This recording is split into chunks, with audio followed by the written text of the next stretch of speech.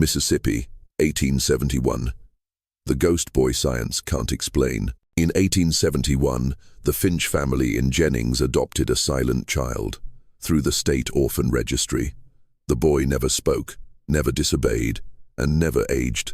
After 2 years, they returned him, with no complaints, no injuries, no formal rejection paperwork, just a slip of paper that read, "No longer compatible." Decades later, a prison intake record listed a boy of identical appearance, an identical name, still 9 years old.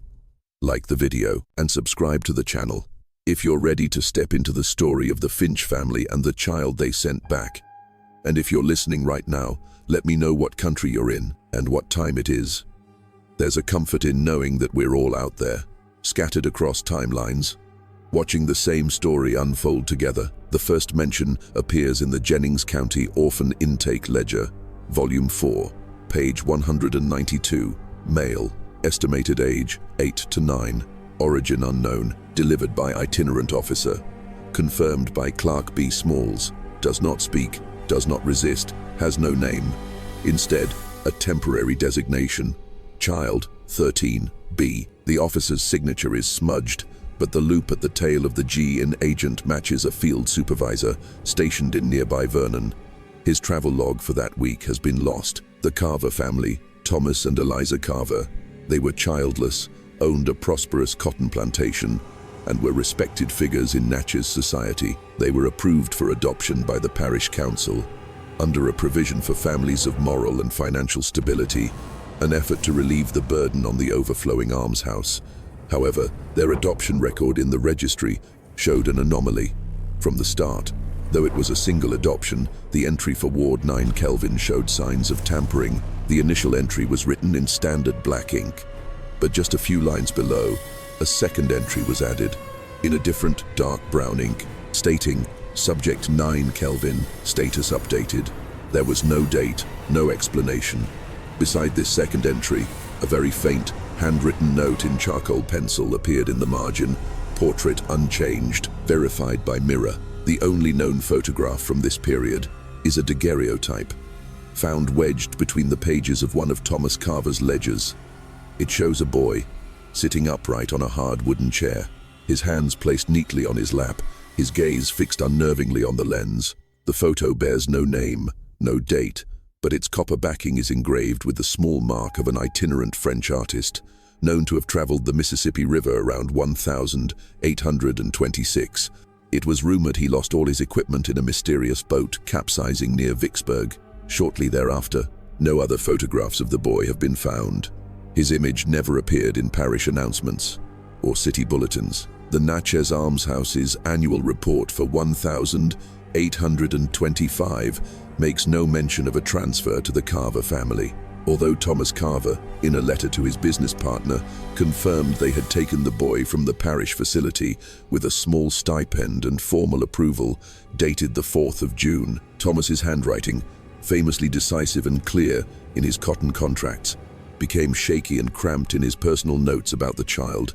The loops of his letters tightened, the spacing between words uneven. In an entry dated 1827, he wrote, "It does not ask. It does not sleep. I sometimes find it standing by the window looking out at the river, motionless for hours. I have stopped asking what it wants." Eliza Carver left no correspondence, but in her household ledger, there is a small entry for a fabric purchase. She bought 3 identical bolts of linen, enough for a boy's attire, but with no specific measurements.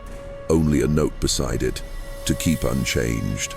There are no records of illness, destruction, or complaints.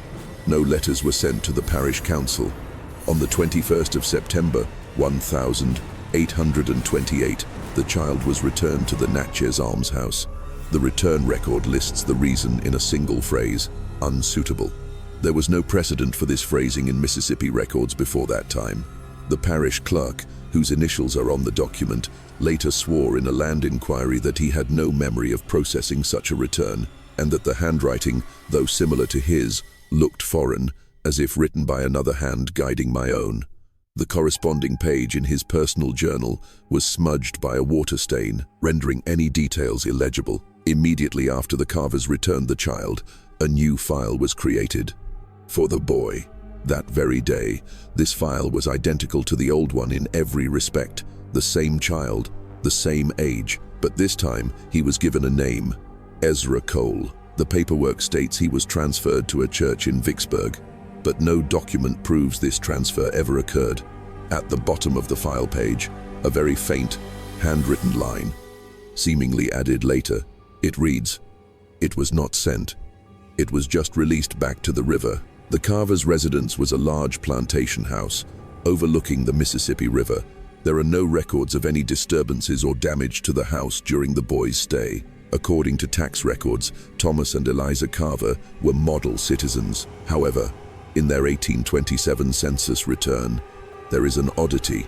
Next to the couple's names, there is an additional entry for a ward with no date of birth or other information. An X is marked in the ability to speak column, but there is no confirming signature from anyone. There were no reports on the boy's behavior, and the diary of the local pastor who regularly visited families is missing the pages covering that period. The only evidence of the boy's life here comes from a relative's letter. She wrote, "The Carver's quiet child has a strange habit. Every afternoon, he goes and stands by the garden fence, silently watching the river until it is fully dark." Among the few Carver family possessions preserved at the Natchez Historical Society is a leather-bound notebook belonging to Eliza Carver. It was found in an old jewelry box, auctioned in 1855 after the mansion was abandoned. The notebook mostly contains notes on household management, recipes, and plantation expenses, but interspersed between notes on cotton prices and weather from May 1826 to August 1828 are 12 entries, written in a hurried hand, indirectly referring to the child. Eliza never names him, using only it or the presence. May 11, it is always awake before dawn, standing still in the dark parlor. The 2nd of July, the oil lamp in its room is out again, though I am certain I filled it. There is no smell of smoke. The 19th of September, it does not speak, but it seems to know what I am about to ask. It just shakes its head slightly before I can open my mouth. Its eyes are always fixed on a point just over my shoulder. The 4th of December, I gave it a seashell I found on the riverbank. It did not look at the shell, but only held it in its palm. A moment later, I had a chilling feeling, as if a whisper was echoing from the shell. A short, undated note, written in pencil, is tucked between two pages that are nearly stuck together. It reads, "It knows when we are not watching. That is when the shadows in the room shift." From the winter of 1827, Eliza's notes became more brief. She no longer wrote about what it did, but simply recorded things that had passively occurred. The floors are polished, the windows are spotless. The grandfather clock in the hall has stopped again. By the spring of 1828, the entries stop abruptly. The last line is written at the bottom of an otherwise empty page. With no punctuation, it has begun to tap its fingers in a rhythm. There are no further entries. The remaining pages of the notebook are completely blank. In the back cover of Eliza's notebook, a small slip of paper was found, hidden beneath the fabric lining. The slip was discovered by an archivist in 1962. On it are 3 words written in a strange hand, still not connected. The official return file was submitted on the 22nd of September, 1828. Everything on paper looked normal. The boy's ID number was Ward 9 Kelvin. The Carver family name was written in full, and it was confirmed the boy was healthy and without injury. The boy's name was left blank. However, in the section for the reason for return, there was only a single word, written in pencil, "suitable." This word was very strange. It was not an official reason for returning an orphan according to the regulations of the time. The usual reasons were illness or bad behavior. Suitable was not on the list at all. The parish clerk, Mr. Samuel Price, recorded the case as normal in his work ledger, but he also used red ink to write a small annotation next to the word suitable. Incorrect wording. Need to ask the Carvers again. However, it seems no one ever asked them about this. The Carver family's return form has no signature at the bottom. Instead, a faint check mark not in Clark Price's hand, is marked next to approved. Later, the main diocesan office in New Orleans sent a letter requesting that Natchez clarify the case. In his reply, Clark Price wrote, "The Carver family made no complaints. They described the child as quiet and not troublesome. Mr. Carver voluntarily requested the boy's return." Mrs. Carver offered no comment. The return was approved as it was conducted peacefully. It is noteworthy that in his letter, Clark Price never mentioned the word suitable. This suggests that the word may have been added to the form by someone later. Years later, when asked about the incident, Mr. Price swore that he did not remember ever writing or approving such a strange reason for return. His word was accepted, and no one investigated further. In 1895, the old records from Natchez were moved to the State Archive. In Ward 9 Kelvin's file, the word suitable had been crossed out by someone with a pencil. Instead, they wrote over it the words, "Reason unknown." A careful archivist discovered this and noted in the margin, "Red ink is still visible beneath the pencil marks. It seems someone deliberately changed it."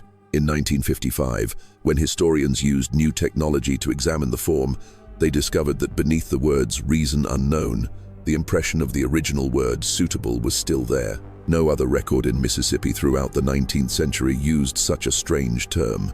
Researchers searched but could not find the word "suitable" used with this meaning in any legal or medical document of that era. On the back of the form, along a crease, there is a small line of text, written in a slanted hand with very faint ink. The handwriting does not resemble anyone else's. The line reads, "It does not grow, it only reflects." According to the file, after the Carvers returned him, the boy, now called Ezra Cole, was transferred to a new family in Vicksburg. This document was found in an old ledger from the Natchez Almshouse. The receiving family was listed as George and Henrietta Lyles, Millers, residing at Lot 112, Riverfront Street. This is the first time the name Ezra Cole appears. The intake information section on the paperwork was left blank, suggesting this was an unusual transfer. The page also has a broken red wax seal, making the details unidentifiable. When historians checked the records in Vicksburg, they found no family named Lyles had ever lived there. There were no tax receipts, no land deeds, or any records of such a family. The ownership deed for Lot 112, the address listed on the transfer form, actually belonged to a widow named Anna Roosh. She had passed away years earlier, and the lot had been abandoned after a fire. It was never sold to anyone. In the city's land registry, the page with information about this lot had been torn in half. The remaining part ends abruptly, with a marginal note that reads, "Awaiting verification, no one presented." In March 1846, a census taker passed by that address. In his notebook he wrote, "Vacant lot. Only a charred foundation remains. Uninhabited." He drew a small diagram of the lot and wrote a single word on it, "Ruins." In his census form, the box for children fostered was initially checked, but was later crossed out hastily. A month later, a clerk at the Diocesan Child Placement Office in New Orleans filed a complaint regarding the arrangement for the Lyles family, citing failure to return the post-placement response form within the required 60 days. A note was attached to the child's file, stating, "Reassignment pending, awaiting confirmation of residence and/or contact." No confirmation ever arrived. The Natchez Almshouse maintained that the child had been legally transferred.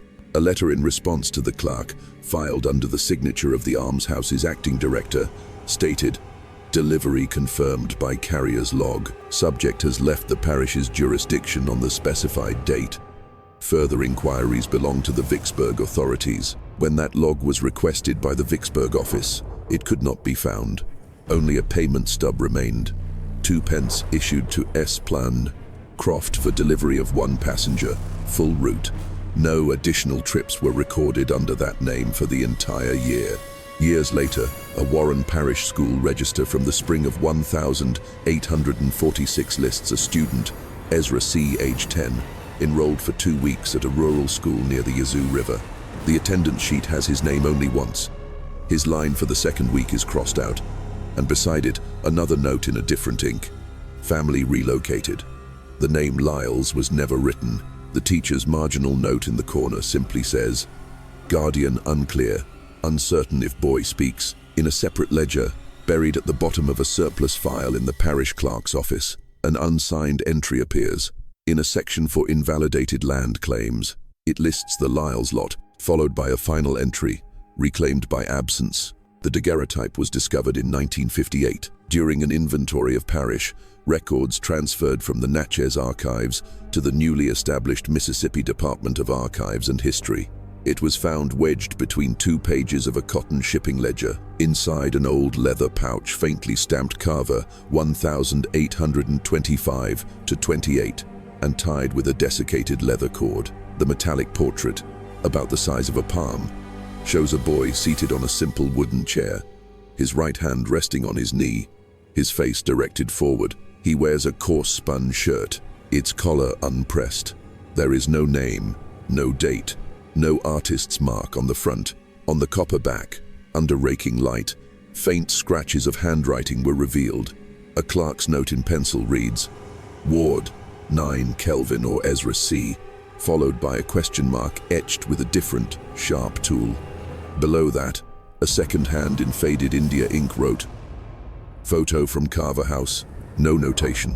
The photographer's identity remained a mystery, until the wooden chair in the photo with a distinctive crack on its left leg was identified.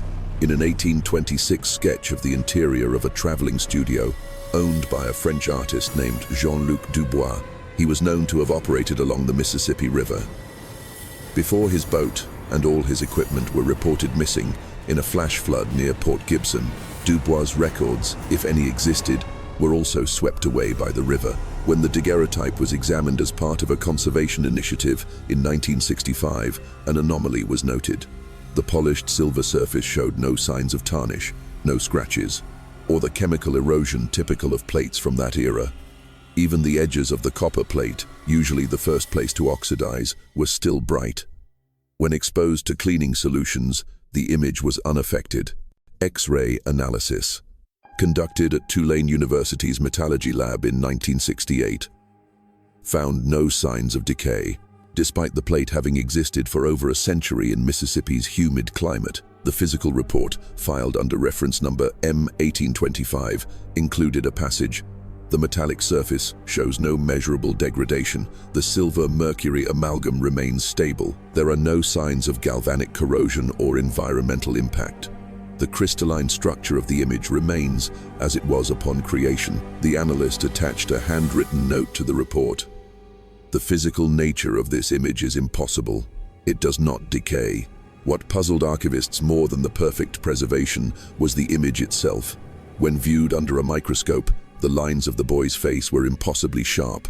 The tightly pressed lips, a tiny mole beneath his left eye, a stray lock of hair across his forehead.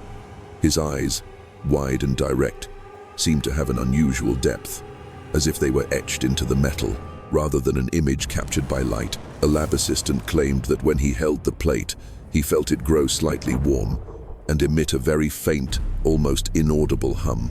He did not include this observation in his official report. A comparison was made with a second daguerreotype, the one attached to the 1845 Natchez prison record. The boy in both images was identical, the same seated posture, the same vacant stare, the same stray lock of hair on his forehead, but the second photograph, taken 20 years later, showed no signs of maturation. The collar was just as tight, the crease on the sleeve was in the same position. When both metal plates were placed side by side under a strong light, the original plate seemed to vibrate, slightly. The second one did not. The lab technician conducted an acid corrosion test. The second plate corroded as expected. The original plate was unharmed, its surface merely darkened temporarily, before brightening again. The technician resigned the following week. A handwritten note of his was found on his desk, with only one line: "It is not a record, it is an ongoing presence." The Natchez Parish Prison Intake Ledger for 1845 lists a juvenile inmate under number 812, processed on the morning of May 9. The name entered is Ezra Cole, no middle name. The warden noted the charge as vagrancy and public disturbance near the wharf area. No resistance, no statement. Estimated age, 10. Height, 4 feet, 8 inches. Weight, 81 pounds. Skin, pale. Eyes, slate-colored. The arrest ledger has a handwritten note in the margin, a rarity for vagrant prisoners. Subject shows no emotion, completely silent but compliant with all orders. The intake form was attached with a newly taken daguerreotype, fixed with a drop of beeswax to the top corner of the page. The portrait, which has a faint scratch near the chin, shows a boy in a coarse-spun shirt, his face slightly turned to the right, hands in his lap. Beneath the image, someone had written in India ink, "Photo taken at time of intake, metal plate stored separately." This handwriting did not match that of any wardens or clerks who worked at the prison that year. No identification papers accompanied the 1,845 prison file. The box for next of kin or guarantor was left empty. The boy, Ezra Cole, was held for 2 months before being classified as an incorrigible vagrant and transferred to the Woodville work camp for the indigent. A transfer order dated the 15th of July is signed by Warden John F. Harris and a local magistrate. The magistrate later swore he never signed that order, stating his signature had been forged. The J in his name was written with an unusual loop, not his style. At the Woodville work camp, the boy was assigned a straw pallet in the East Ward. A foreman's log describes him as utterly silent, never complains, works ceaselessly but eats very little, blinks when ordered. An additional note was written in the margin of the medical log: pulse slow but steady, skin cool to the touch, even in the Mississippi sun, does not sweat. He was not included in prayer sessions or reading lessons, but was assigned to cleaning and mending fishing nets.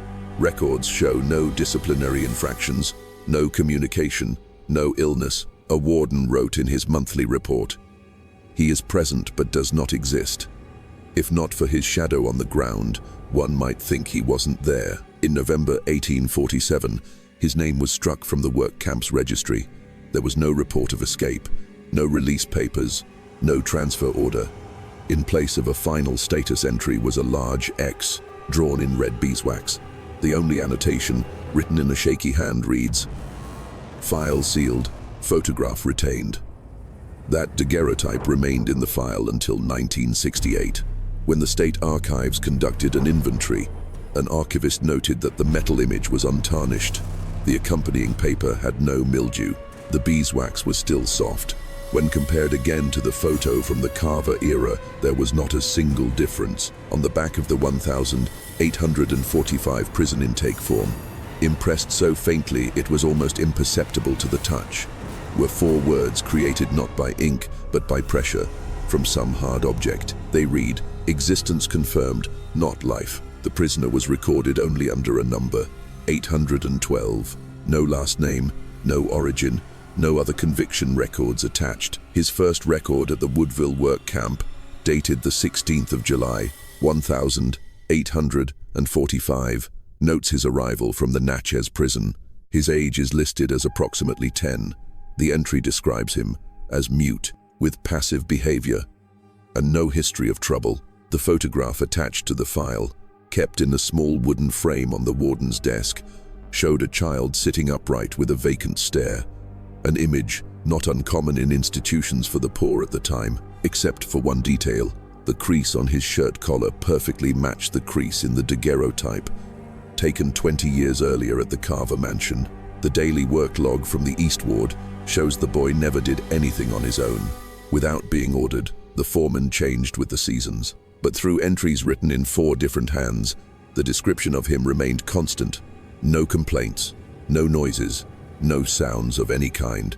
A night shift foreman noted in his personal log, "It taps its fingers on the window frame when the fog comes up from the river. The rhythm is slow and steady."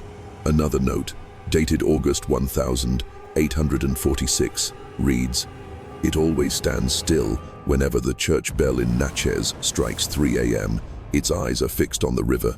The kitchen ledger shows the boy ate almost nothing. Plates of food were often returned untouched, or with only a few crumbs of bread crushed. He showed no signs of weight loss. or weakness. Monthly health check forms from 1,847 note his weight had not changed since his arrival. A caregiver's marginal note reads, "Flesh is cold, firm to the touch, fingernails strangely clean." He later added in pencil, "Never saw it shiver. Even on the coldest nights, there was no clear sleep cycle." Despite numerous suggestions to transfer him to another facility, his status remained unchanged for over 2 years. Visiting ministers refused to work with him. On the grounds of no soul to be saved, doctors who visited the camp offered various diagnoses, from traumatic mutism to congenital idiocy to a strange form of waking. None of these diagnoses led to a change in his file status. The warden at the time, a man named Elias Vance, recorded in his 1847 annual report to the Natchez Parish that subject 812 remains without misconduct or incident. Still no next of kin. File reviewed monthly. Vance resigned the following spring. His successor, a man named Silas Thorne, later recounted in a private letter that when he tried to move 812 straw pallet during a clean-out in 1848, the straw had hardened and stuck to the wooden floor. When the pallet was lifted, a fine layer of river dust was discovered underneath, arranged in parallel lines, like tiny waves. He ordered the corner left alone. There is no official record of this incident. The final mention of 812 appears in a work assignment book from January 1849. A labor roster marks his spot as empty. His intake record remained in the file cabinet. No escape report was filed. No transfer order was processed. The line with his name in the ledger ends abruptly. Below his name, a note appears in red ink, starkly different from the black ink of the ledger. No release order, status maintained. When the records were centralized for archival in 1968, the Woodville Work Camp folder was missing the intake record for 812. Instead, archivists found an old brown envelope marked "Anonymous, Inactive." Inside was only a blank card. At the top of the card, impressed very lightly into the paper, as if written with a pen long ago, were 3 phrases: "Arrived, not departed, still under review." The Mississippi Office of History initiated a project in 1935 to identify irregular or incomplete parish and prison records using new methods, including chemical analysis of paper and ink. The file related to the boy was pulled due to its unexplained surname changes and the existence of the undamaged daguerreotypes. It had been catalogued under 3 different identifiers during its journey: Ward 9 Kelvin, Natchez Almshouse; Ezra Cole, Natchez Prison; and Inmate 812, Woodville Work Camp. These records had been consolidated in 1910 into a single file, but each page had inconsistencies in dates, ink types, and writing styles. The document analyst, Mr. Julian Blackwood, an expert in 19th century paper, was tasked with examining the handwriting samples for signs of forgery. His report, dated the 12th of October, 1935, began with a cautious observation: the documentation lacks consistency. However, it is the marginalia, the seemingly informal additions, that are most troubling. On the return form from the Carver House, dated the 21st of September, 1828, Blackwood identified 5 different handwriting styles. None showed a natural flow or rhythm. He noted, "Some of the scripts appear to mimic the style of clerks of the era, yet they lack the natural pressure fluctuations of a human hand." The note next to the reason for return, "unsuitable," seemed to imitate the florid script of Clerk Samuel Price. But when compared to other documents he had signed, the ink pressure was inverted, heavier at the end of the strokes instead of the beginning. Another note at the bottom of the page, written in an angular script almost carved into the paper, read, "Noted, no life." Blackwood circled this line and wrote beside it, "Neither handwriting nor print. Something mechanically produced, but without a source." Comparative documents from the Natchez Almshouse, kept in the same storage box, included signatures of clerks and ministers from the 1822nd. Every signature had been authenticated in 1888 during a parish land dispute. None of the verified signatures matched any of the notes in Ward 9 Kelvin's file. Not the delivery agents, not the administrators, Not even the initials matched. Blackwood's note in the margin of his fourth report page reads, "If this is human writing, then these people wrote only once in the history of this county." Chemical tests revealed further anomalies. The ink used in the marginalia did not react to standard reagents. Oak gall ink, common in the South at the time, typically turns black when exposed to acid. These ink samples fizzed slightly and left a greenish residue. The archivist supervising the analysis recorded, "The ink of the annotations appears to have stained the paper fibers themselves, whereas the ink of the main text rests only on the surface." When Blackwood tried to trace the individuals named in the files, clerks, wardens, caregivers, he discovered a chaos. Names like Samuel Price or Elias Vance existed in other records, but their signatures in the boys' file did not match. Other names, like George Lyles, did not exist at all in any other state documents. John F. Harris, the Natchez prison warden who supposedly signed the 1,845 transfer order, had actually died of yellow fever in 1844. A year before he was alleged to have signed the document. Blackwood's final note, found clipped to the back cover of the analysis report, consisted of just 3 lines in his own sharp script, underlined twice. No records match, no writing repeats. Only the image is constant, and it does not write itself. The original adoption document, filed on the 4th of June, 1825, was one of the few documents processed that summer at the Natchez Parish Almshouse. It bore the usual elements: a child's code number, the parish reception stamp, the guardian's name, and the clerk's signature. That signature belonged to Samuel Price, a man who had diligently held the position for nearly 20 years. His signature, S. Price, appeared in black oak gall ink, clear and coherent. The paper used was rough sheepskin parchment, a common type in the southern colonies at the time, with no watermark. This entry was filed in the Parish Registry, Volume 2, page 47. The page lists the child only as male, origin unknown, quiet disposition, assigned to the Carver residence, under guardianship order number 14. An attached note in red ink reads, "Family suitability verified. Child's condition accepted." A few lines below, a final clerk's comment states, "Family had no further requests." This phrase, which was not standard parlance, was circled in pencil by an investigator during an 1898 review of parish land records. That review was conducted following allegations of document forgery in church land transactions. As part of the investigation, former clerks were summoned to authenticate their signatures.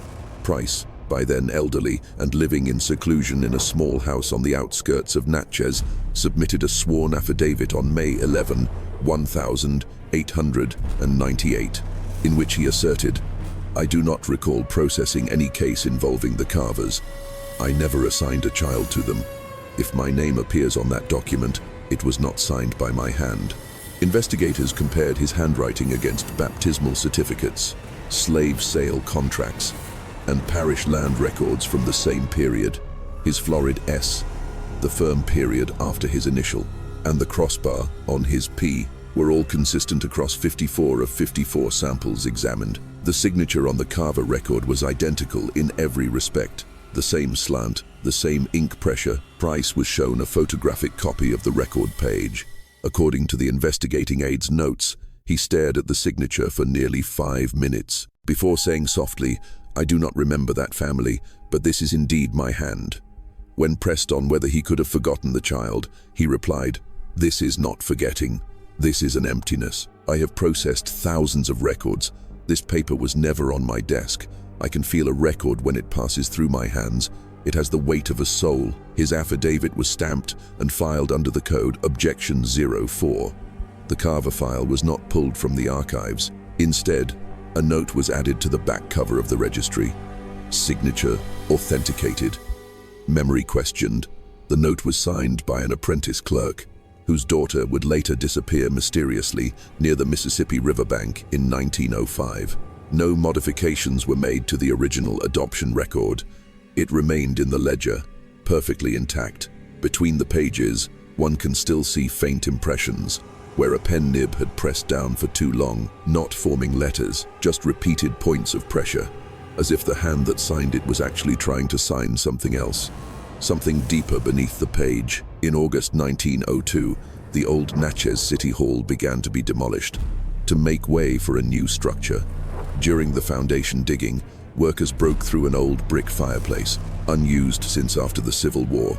Inside the chimney, wedged tightly between soot and broken bricks, was a small tin box.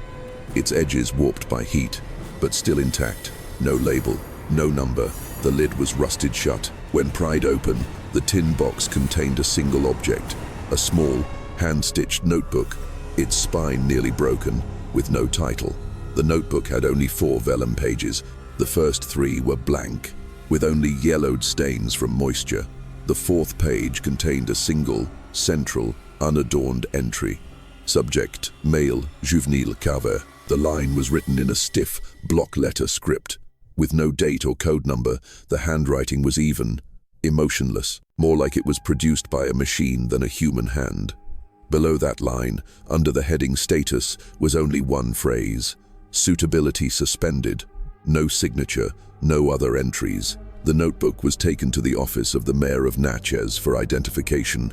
He noted it in the city log, but marked it as extra-jurisdictional, a term for items that did not appear in any official record. In a private note, he commented, "Format unrecognized, not a valid document, not of parish origin." He did not destroy the notebook, however. Instead, it was placed back in its box and stored in the vault of the new city hall. Under relics, old fireplace. 10 years later, a historian studying the 1,828 Natchez Almshouse registries discovered an anomaly. The standard ledger ended on page 98, but the binding contained 99 pages. The final page was blank, except for a faint ink bleed through from the back. This ink formed the faint impressions of a rectangle, suggesting the page had once been pressed against a hard object for a long time. The historian's marginal note reads, "Final page does not match. Different paper stock." When the Carver file was pulled for re-examination, a black soot smudge was found on the lower left corner. The stain was inconsistent with the general condition of the other documents. Chemical analysis in 1942 confirmed the presence of oak wood ash residue, the same type of wood used to build the old city hall. A letter found in the 1902 construction company's archives included a handwritten complaint from one of the demolition workers. "Nobody told us there was an iron box in the chimney. Had to break the bricks to get it out. Didn't feel like metal. It was soft like wet leather. Smelled of river mud inside. Not old paper." The site foreman dismissed the complaint. The object was logged, boxed, and never mentioned again. There is no record of who placed the notebook in the chimney. There is no way to explain how it could have been sealed inside a solid brick structure. But someone wrote that entry, and someone, perhaps long before the city hall was even built, decided that suitability could be suspended, but never terminated. This account was never published. It lay in a sealed file in the diocesan archives until 1982, when a flood damaged the archival codes and it was accidentally brought out during a damage inventory. It was labeled only, "Warden E. Vance's Account of Inmate 812. The account is 4 pages long, handwritten but unsigned. Elias Vance had been the warden at the Woodville work camp for nearly a decade. He resigned abruptly in 1848 and lived in seclusion until his death. This account was found among his personal papers, written years later from an infirmary in New Orleans, where he was being treated for a tremor of the hands and nightly terrors. In his account, Vance describes in detail a prisoner transferred in on the 16th of July, 1845. The intake form listed no parents, but was attached with a daguerreotype that was unnervingly pristine and showed no signs of corrosion. The boy was described as around 10 years of age, silent, with no oppositional behavior. There was no prior record before the vagrancy charge that brought him to the camp. His housing was marked pending assignment, a status Vance admitted he created himself, for those he did not know what to do with. That status never changed during the boy's entire stay. Vance wrote, "It was not a burden. It did not speak. It did not fight, but no one came for it. No family claimed it. No minister would speak to it. Every month, I had to write a report on it, and every month, I wondered where it came from. The river never gave me an answer, but in the winter of 1848, according to Vance's account, something changed. The boy, known only as 812, had been taken to the infirmary after not moving for 3 straight days. A caregiver reported that he was tapping his fingers on the wooden floor. He couldn't understand the rhythm. When Vance came and ordered him to stop, the boy didn't move his hand. Instead, he looked directly at Vance and blinked, continuously, 81 times. The caregiver had counted silently. When he finished counting, he dropped his lantern. "I thought it had a fever," Vance wrote, "but it was not warm. It just stared at me. I don't know what I saw in those eyes, but I wrote in the ledger that it had been adopted by a family in Yazoo City. It never left.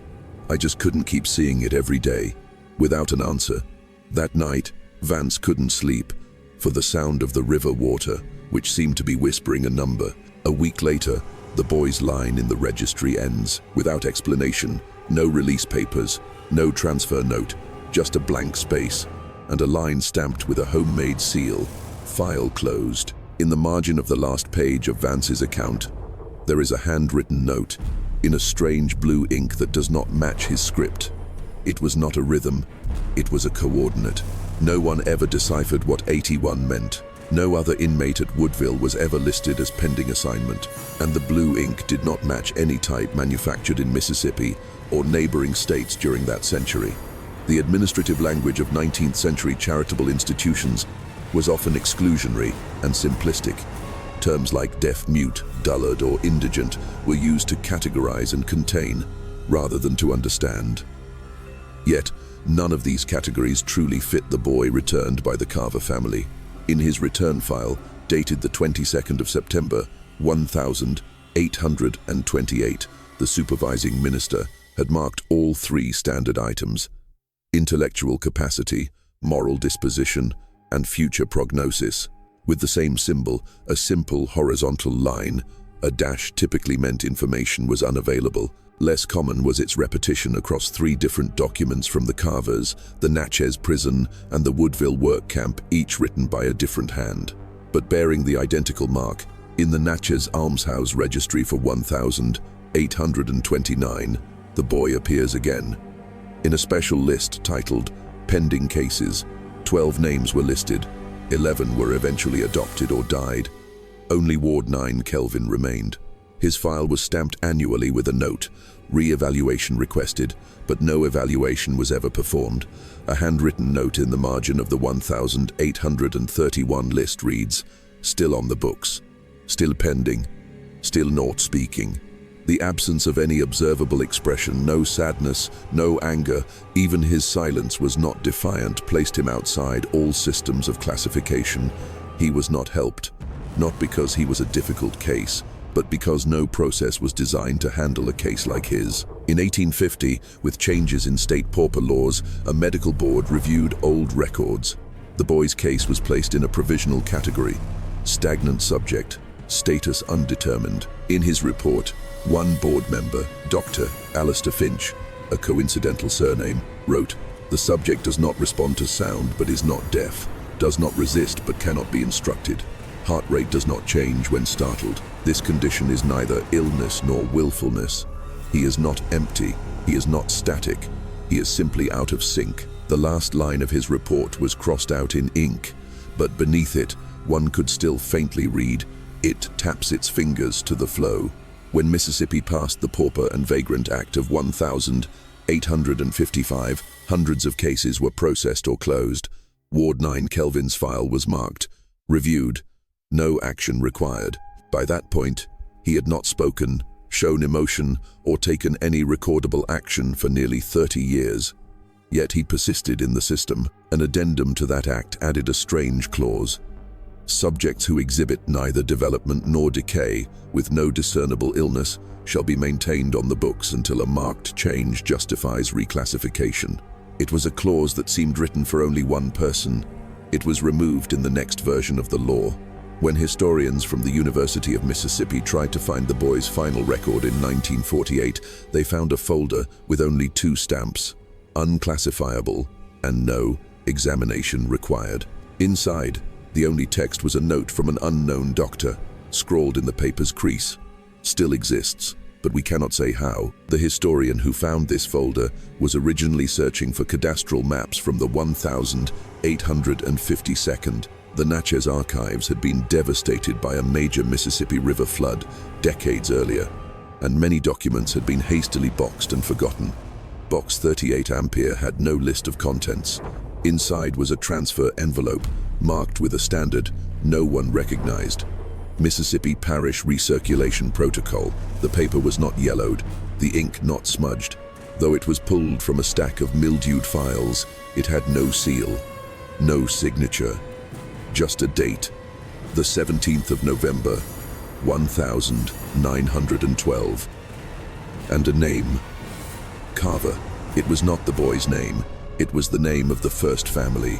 The words Carver, return subject, were written in block capitals at the top, followed by the phrase, suitability unresolved. There was no date of birth, no code number. Where the recipient's address should have been, the form simply read, return to the flow. The script was not handwriting, but block print, stiff and inconsistent with any other document from the era. More alarming than the form's content was the authentication seal. Stamped at the bottom, every parish transfer document required final approval from an auxiliary bishop. The seal read, approved, Bishop A.D. Ubois, Diocese of Mississippi. Bishop Dubois had served in that position from 1878 to 1891 and had died of yellow fever in August 1894. His death certificate, filed at St. Mary Basilica, confirms his burial on the 22nd of August, 1894. Yet, the approval seal on the form was dated the 17th of November, 1912, 18 years after Bishop Dubois' death. The ink used, when tested decades later, was found to contain high concentrations of lampblack and a binder made from fish scales, a common ink recipe in Louisiana that had fallen out of use by the 1862nd. No later diocesan seals bear traces of this ink. An internal note attached to the form by a bewildered pastor in 1949 asked whether the record should be destroyed or sent to Rome for review. There is no record of a reply. The only note on the back of the document is a single line in pencil. If it returns, start over. Do not let it complete the loop. The phrase, complete the loop, does not appear in any canonical documents of the period. When the historian who found the document tried to photograph it in 1965, his camera failed. The flash went off, but the film was completely transparent. The Photo Lab's report noted a strange comment. Exposure failure. Film did not register light, as if the lens was aimed at a void. In 1978, when the Mississippi Department of Archives and History began microfilming 19th century records, a clerk discovered a series of entries that could not be indexed consistently. Carver, Cole, 812. Unlike standard records, this trio of names appeared repeatedly in parish registries, prison archives, and land ledgers along the Mississippi River. The file code seemed to change, but the core details remained constant. The file's location constantly shifted between classifications, without explanation. Sometimes it was marked, transferred, other times pending or kundang jalai.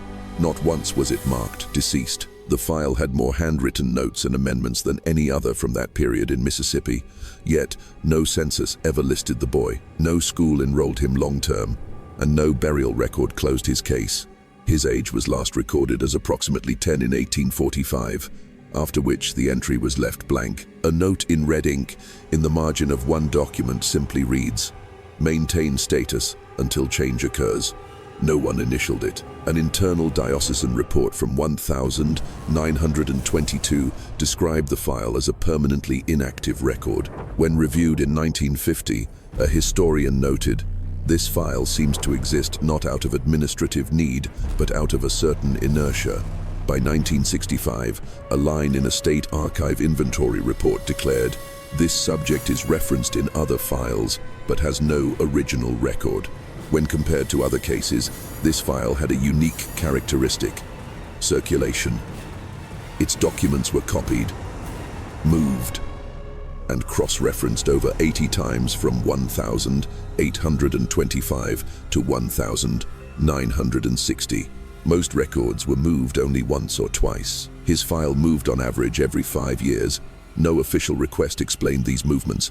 No official signed off on them. Some clerks' offices even noted they never received the physical document, but created a new entry anyway, citing the reason to sync with neighboring parishes. A note from a clerk in Vicksburg, dated April 1908, includes a hastily written line: "This file has surfaced again. Just leave it here this time." Some believed it was a ghost file, a clerical error that refused to be deleted. Others suggested a clerk had used the number as a placeholder for unidentified cases. But when a local historian cross-referenced the Carver coal file with work camp registries from 1,845 to 1,849, he found more than just names. He found a second daguerreotype. It was an exact match to the one found in the Carver's ledger. Unaged, uncorroded, indistinguishable, the same boy, unchanged over 20 years. In a failed attempt to purge inactive records in 1981, the State Archive's early computer system repeatedly errored out when scanning this file. Access error, record in use. The technical department marked it as a software glitch. But on the error printout, below the line of code, a sentence appeared that no one on the programming team claimed to have written. "The flow is not erased. It is being rerouted." The last physical folder, believed to be his, arrived mysteriously in an unlabeled crate of records from a demolished church in Port Gibson in 1985. It had no number, only a black silk ribbon tied around it. Inside were 12 vellum sheets, all blank, separated by dried bay leaves, seemingly undisturbed for over a century. No dates, no names, no notes. Just the stillness of captured time. It wasn't until a re-inventory in 1994 that the contents were closely examined. An archivist named Lena Dubois, another surname coincidence, held one of the blank sheets under an ultraviolet light. Along the bottom edge of the paper, a faint glow appeared. Under a microscope, a single phrase materialized, written in a microscopic script, still flowing. There was no ink, no signature. The sentence seemed to be woven into the very fibers of the paper. Chemical analysis found nothing. The lab returned the sheet with a note: "No foreign agents. The paper fibers have rearranged themselves into this shape." This single phrase, this single line, launched an internal investigation. Though no one could determine the folder's origin, it had no entry in Mississippi's archival system and had clearly not been sent through official channels. One theory suggested it had been mixed in from a Louisiana parish, but this type of vellum was only produced in Natchez until about 1840. Another theory posited it was a fake record, created to cover up some crime. But that theory didn't explain the stains. On each dried bay leaf, in the exact same spot, was a faint, circular stain the size of a child's fingertip. Analysis revealed it to be silt residue from the Mississippi River. Most disturbingly, the stains repeated on every single leaf, in the same position, at the same angle, as if a muddy finger had touched them again and again, over many years. A 1995 memo from the archive director, Samuel Peters, records his experience during a late night at work. "This folder," he wrote, "has an unusual weight." When he lifted it to place it in a sealed box, he described a feeling of cold dampness, as if I was lifting a wet stone from a riverbed, not a file of paper. Peters took an early retirement the following month. His resignation letter contained a single sentence: "What cannot be archived cannot be forgotten." Attempts to photograph the folder failed. Each picture produced only a dull gray, as if shooting into a thick fog. When scanned in 2003, the digital scanner crashed.